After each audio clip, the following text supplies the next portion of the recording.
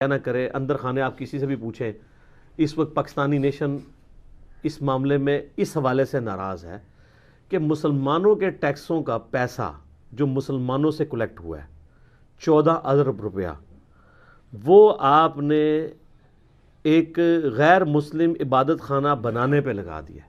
اسلام یہ تو کہتا ہے کہ غیر مسلموں کے عبادت خانے توڑے نہ جائیں، ان کی تعمیر میں رکاوٹ نہ بنے، لیکن یہ نہیں کہتا کہ ایک مسلمان حکومت مسلمانوں کا پیسہ مندر بنانے میں، اور وہ تو اناؤنسمنٹ کی ہے ہمارے فارن منسٹر نے جی 400 مندروں کو بھی ہم رینوویٹ کر رہے ہیں، مسجد کسی کا بھی نام نہیں لیا انہوں نے. تو میرا ایک معصومانہ سوال ہے کہ اسلام آباد میں صرف ایک شاہ فیصل مسجد آپ نے بنوائی ہے، جو بھی آپ کو وہ بھی نہیں توفیق ہوئی، وہ بھی سعودیہ نے پیسہ دیا ہے، ورنہ اس مسجد کا نام تھا قومی جامعہ مسجد. وہ چونکہ عرب سے پیسہ ہے تو اس کا نام رکھ دیا گیا شاہ فیصل مسجد. ایک مسجد اسلام آباد میں حکومت نے نہیں بنوائی. پلاٹ ضرور دیے ہیں، مسجد تو لوگوں نے خود بنائی ہیں. بریلوی، دیوبندی، اہل حدیث، شیعہ سے آپ جا کے پوچھ لیں، کوئی ایک مسجد انگلی رکھے ہے کہ حکومت ہم نے یہ مسجد ہم نے بنوائی ہے. اور دوسری طرف صرف 5000 سکھ خاندان ہیں، ان کا آپ 100 سال کا بھی ٹیکسز کا پیسہ اور جزیہ جمع کریں تب بھی 14 ارب روپیہ نہیں بنتا. آپ کیا سمجھتے ہیں 14 ارب کتنی رقم ہے؟ اگر 1 لاکھ آپ روزانہ کا خرچ کریں تو 25 سے 30 سال چاہیے 1 ارب کو ختم کرنے کے لیے. یہ جا کے گھر گن لیں، 1 لاکھ روز کا، مہینے کا نہیں. اب وہ جناب وہ سلائیڈیں چلا رہے ہیں جی، وہ ہم نے $20 قیمت رکھی ہے، 5000 لوگ روزانہ آئیں گے، اور اس کو ٹورزم کا نام دے رہے ہیں. ٹورزم کریں، ہمیں تو اس میں کوئی حرج نہیں تھا. ہم یہ کہتے ہیں کہ آپ کفر و شرک کے اڈے کیوں بات کر رہے ہیں، اور ہم یہ درباروں پہ بھی یہی کہیں گے. مسلم شریف میں حدیث ہے، نبی علیہ السلام نے منع فرمایا ہے قبروں کو پکا کرنے سے، قبروں پر عمارت بنانے سے، اور قبروں پر بیٹھنے سے. لائیو بیٹھنا بھی بے حرمتی ہے، اور اس پہ مجاور بن کے بیٹھنا بھی منع ہے. اور یہ معذرت کے ساتھ محکمہ اوقاف جو ہے یہ دربار بنا کے اس کو بھی انکم کا ذریعہ انہوں نے بنایا ہوا ہے، جہاں پہ غیر شرعی افعال ہو رہے ہیں. دربار پھر کہتے ہیں جی وہ سنت طریقہ دربار پہ جانے کا بتائیں. دربار بنانا ہی غلط ہے. آج میرا ٹاپک نہیں، آپ یوٹیوب پہ جا کے اس حوالے سے آپ لکھیں نا، قبریں، مزارات، گنبد خضرا، اس حوالے سے میرے کئی کلپس کھلیں گے. لاکھوں لوگوں نے وہ کلپس دیکھے ہوئے. آج میں اس ٹاپک کی طرف نہیں جانا چاہتا. لیکن یہ گردوارے بنوانا، مندروں کو رینوویٹ کرنا، دوسری طرف مسلمانوں کی یہ حالت ہے. اب میرا ایک معصومانہ سوال ہے کہ اس وقت جو کشمیر میں 9 لاکھ فوج لگائی ہوئی ہے ظالم انڈین آرمی نے، اس میں سے 2 لاکھ سکھ ہیں. تو یہ گردوارے کے افتتاح کے بعد تو انہوں نے بیلٹیں اتار کے تو انڈین گورنمنٹ کے حوالے کر دی ہوں گی نا کہ جی پاکستانی گورنمنٹ نے ہمارا اتنا ساتھ دیا ہے تو ہم یہ 2 لاکھ لوگ جو ہیں وہ ابھی نوکری سے ریزائن کرتے ہیں، ہم بھی پاکستان شفٹ ہونے لگے. کوئی آئیے خبر؟ الٹا وہ پوسٹیں بنائی ہوئی ہیں جی، روز کے $20 بنے، مہینے کے اتنے، سال کے اتنے، 5000 بندہ آئے گا. اور ادو آئے گا ویکھا جائے گا 5000 روز دا. 5000 روز ہے، یہ تھوڑی ایویں پرسیپشن ہی غلط ہے. ایڈے ویلے نہیں بیٹھے، کو ارباں ہی نہیں نے کہ 5000 روز دے آن گے. وہ مکہ مدینہ ہی ہے جدھر اتنے لوگ جانے کے لیے تیار ہوتے ہیں سال بعد. اور سال بعد جو آمدن ہونی تھی وہ فری رکھ دی ہوئی ہے، انٹری وہ فری ہے.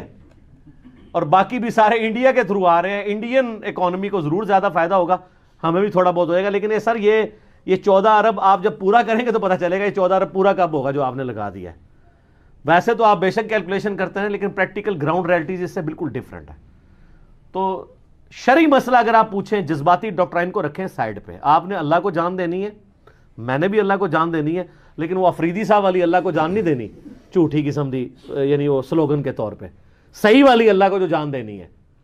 تو کسی بھی مسلمان سے پوچھیں، چاہے وہ جتنا بھی گیا گزرا ہے، اس سے پوچھیں کیا مسلمانوں کے ٹیکسز کا پیسہ مسلمان حکومت شرک کے اڈے بنانے کے اوپر، کافروں کی عبادت گاہیں بنانے کے اوپر لگا سکتی ہے؟ تو کہے گا نہیں لگا سکتی. لیکن سارے گونگے بنے ہوئے ہیں.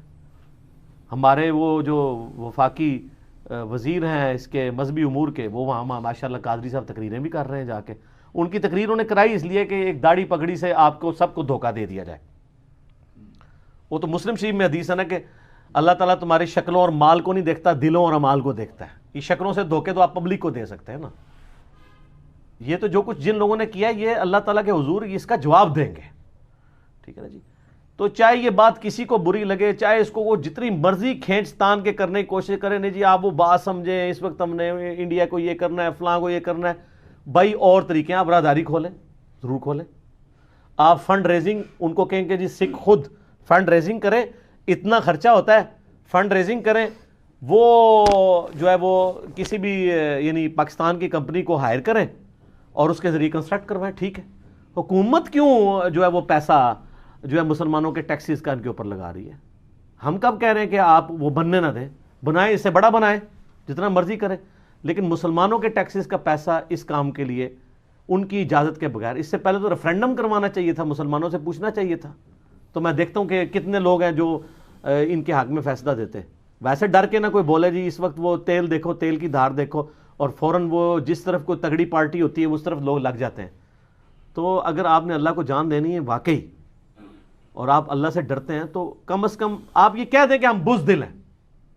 شرعی مسئلہ یہی تھا، لیکن ہم بزدل ہیں، ہم بول نہیں سکتے، ہماری مجبوری تھی، ٹھیک ہے، لیکن کم از کم ایک غریب تو بدتمیز اتنے تو نہیں کریں۔